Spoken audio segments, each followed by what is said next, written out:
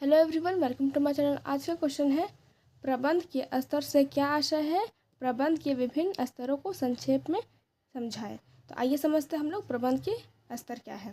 प्रबंध के स्तर से आशय संस्था के कर्मचारियों को उनकी योग्यता, अधिकार, उत्तरदायित्व एवं कार्य के प्रकृति के आधार पर अलग अलग वर्गों में विभाजित करने से होता है। एक वर्ग प्रबंध का एक स्तर कहलाता है। यानी कि जो प्रबंध का स्तर है वो कर्मचारियों के उनकी योग्यता, अधिकार और उत्तरदायित्व के आधार पर अलग अलग वर्गों यानी कि अलग अलग डिपार्टमेंट में डिवाइड किया जाता है, जिसको कि एक स्तर कहते हैं। एक डिपार्टमेंट को एक स्तर कहा जाता है। अब देखिए, प्रबंधीय स्तर को 3 वर्गों में बांटा गया है। यानी कि जो प्रबंध का स्तर है वो 3 है, जिसमें कि फर्स्ट है उच्च स्तरीय प्रबंध, टॉप लेवल मैनेजमेंट। उच्च स्तरीय प्रबंध संस्था के सर्वोच्च प्रबंध होता है, जिसमें संस्था के उच्च पदों पर कार्यरत अधिकारी शामिल होते हैं, जैसे प्रबंध निर्देशक, जनरल मैनेजर, अध्यक्ष, सचिव इत्यादि। जो उच्च स्तरीय प्रबंध होता है उसमें उच्च पद यानी कि टॉप लेवल के अधिकारी कार्य करते हैं, जैसे मैनेजर, निर्देशन, जनरल मैनेजर, अध्यक्ष, ये सब जो है वो टॉप लेवल में कार्य करते हैं। अब हम लोग उच्च स्तरीय प्रबंध के कार्य देखेंगे। इसमें फर्स्ट है संस्था के उद्देश्यों का निर्धारण करना। जो संस्था का उद्देश्य है उसको निर्धारण करना, यानी कि उसको बनाना कि क्या क्या उसके उद्देश्य है और क्या क्या कार्य करना है। सेकंड है संस्था के उद्देश्य की प्राप्ति के लिए योजना बनाना। जो उद्देश्य है उसको प्राप्त करने के लिए योजना या नियोजन, दोनों एक ही होता है। नियोजन बनाना, जैसे कि कार्य कैसे करना है, कब करना है, क्यों करना है, किसके द्वारा करना है, ये होता है योजना बनाना। थर्ड है संस्था के नियम एवं नीतियों का निर्धारण करना, यानी कि संस्था के रूल रेगुलेशन को बनाना। फोर्थ नंबर है संस्थागत बजटों का अनुमोदन करना, यानी कि जो संस्था का जो बजट है उसके हिसाब से कार्य को करना, कि जो बजट है उसका लेखाकरण करना, ये होता है बजटों का अनुमोदन।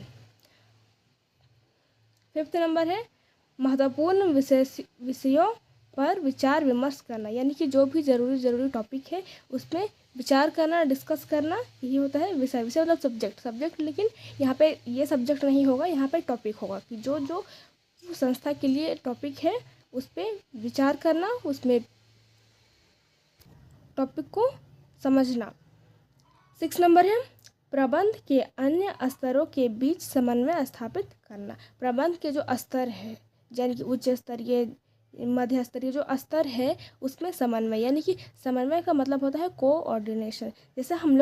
जैसे कोई भी स्तर है और एम्प्लॉय है तो उसके बीच में अच्छा तालमेल होना, उनके बीच में एक दूसरे को समझना, ये होता है समन्वय। 7 नंबर है अधीनस्थों की समस्याओं को सुनना एवं दूर करना। अधीनस्थों यानी कि जो उच्च स्तरीय लोग हैं उसके अधीन यानी उसके अंडर में जो वर्कर्स काम करते हैं उनकी समस्याओं को सुनना और समस्याओं को दूर करना।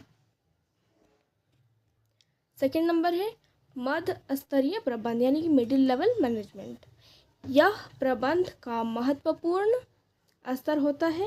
यह उच्च स्तरीय प्रबंध तथा निम्न स्तरीय प्रबंध के बीच कड़ी का काम करता है, यानी कि जो मध्य स्तरीय है वो टॉप लेवल और लोअर लेवल के बीच का काम करता है, मिडिल लेवल। अब देखिए, इसमें विभागाध्यक्षों एवं उप विभागाध्यक्षों को शामिल किया जाता है, जैसे मैनेजर, उप मैनेजर, लेखापाल इत्यादि। प्रबंध, उप प्रबंध, वही हो गया मैनेजर, उप मैनेजर, लेखापाल यानी कि अकाउंटेंट आदि इसमें शामिल होते हैं। विभागाध्यक्षों का मतलब होता है कि जो विभाग के अंडर में जो वर्कर काम करते हैं उसको विभागाध्यक्ष बोलते हैं। अब इसके कार्य देखते हैं। मध्य स्तरीय प्रबंध के कार्य, फर्स्ट नंबर है अपने विभाग के लिए लक्ष्य निर्धारित करना। जो अपना डिपार्टमेंट है उसमें अलग अलग कार्य सौंपा होता है कि क्या कार्य करना है, तो उसके लक्ष्य को निर्धारित करना। सेकंड है विभागीय योजना तैयार करना, यानी कि विभाग का जो योजना है कि क्या कार्य करना है उसको तैयार करना। योजना यानी कि नियोजन ही होता है, प्लानिंग, क्या प्लानिंग करना है उसमें। थर्ड नंबर होता है उच्च स्तरीय प्रबंध द्वारा निर्धारित नीति एवं नियमों को लागू करना। जो उच्च स्तरीय है प्रबंध, उसके द्वारा जो निर्धारित किया हुआ रूल रेगुलेशन जो है उसको नियम का लागू करना और नियम का पालन करना। 4 नंबर है कार्य के वास्तविक प्रगति पर नज़र रखना तथा निर्धारित लक्ष्य से तुलना करना। यानी जो कार्य हो रहा है उसके प्रोसेस को देखना और जो निर्धारित लक्ष्य है कि कितना हम लोग को कार्य करना है, यानी कि जो फ्यूचर तक हम लोग को पहुंचना है और प्रेजेंट में क्या है उसका तुलना करना कि क्या अभी कार्य हो रहा है और हम लोग को और कितना कार्य करना बाकी है। 5 नंबर हो जाएगा पर्यवेक्षकों को आवश्यक दिशा निर्देश एवं मार्गदर्शन प्रदान करना।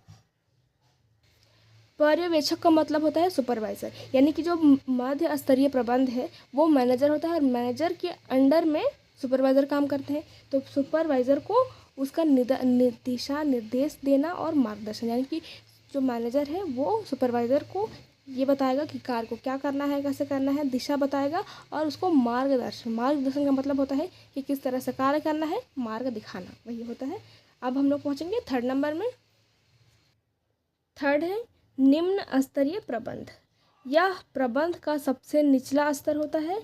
यह सीधे श्रमिकों से जुड़ा होता है तथा उन्हें कार्य से संबंधित मार्गदर्शन एवं अन्य सुविधा उपलब्ध कराता है। इसके अंतर्गत पर्यवेक्षक, फोरमैन इत्यादि सॉरी यहाँ पे तो डबल हो गया है,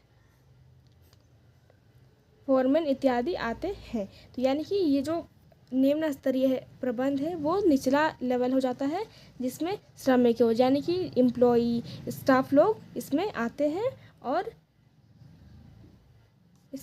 और जो सुपरवाइज़र है वो भी आते हैं इसमें और फोरमैन भी आते हैं तथा उन्हें कार्य संबंधित मार्गदर्शन के एवं अन्य सुविधाएं प्रदान, यानी कि जो निचले लेवल के लोग होते हैं उनको मार्गदर्शन दिखाया जाता है और कार्य को सुविधा उपलब्ध कराया जाता है। अगर इसको सिंपली हम लोग समझते हैं तो निम्न स्तरीय प्रबंध के अंडर में सुपरवाइज़र और फॉरमैन आते हैं जो कि अपने नीचे काम करने वाले लोग यानी कि श्रमिकों, कर्मचारियों को कार्य कराते हैं। अब देखिए इसका कार्य क्या है। इसमें 1st नंबर है कर्मचारियों को कार्य सौंपना। जो कि सुपरवाइज़र है, फॉरमैन है, वो अपने अंडर कर्मचारियों को कार्य सौंपते हैं। 2nd नंबर है कार्य से संबंधित सामग्री औजार को व्यवस्था करना, यानी कि कार्य को करने के लिए जो भी सामान की ज़रूरत है उसकी व्यवस्था करना। 3rd है कर्मचारियों के लिए प्रशिक्षण की व्यवस्था करना। प्रशिक्षण मतलब होता है ट्रेनिंग, तो कर्मचारी के लिए ट्रेनिंग का व्यवस्था करना ताकि वो कार्य को ठीक से कर सकें। 4 नंबर है कार्यों की जांच करना एवं उस पर नियंत्रण करना। कार्य की जांच की कार्य को सही से कर रहे हैं या नहीं और उसका नियंत्रण यानी कि उसमें कंट्रोल अपना रखना।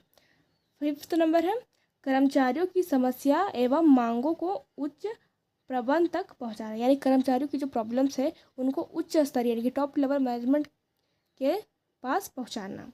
6 नंबर है अपने यूनिट के कर्मचारियों में समन्वय स्थापित करना। जो अपने यूनिट के जो वर्कर्स हैं उनके बीच में अच्छा तालमेल बनाना, एक दूसरे को समझना, वही होता है समन्वय। तो समन्वय स्थापित करना। Thanks for watching. I hope कि आप लोगों को मेरा वीडियो अच्छा लगा हो।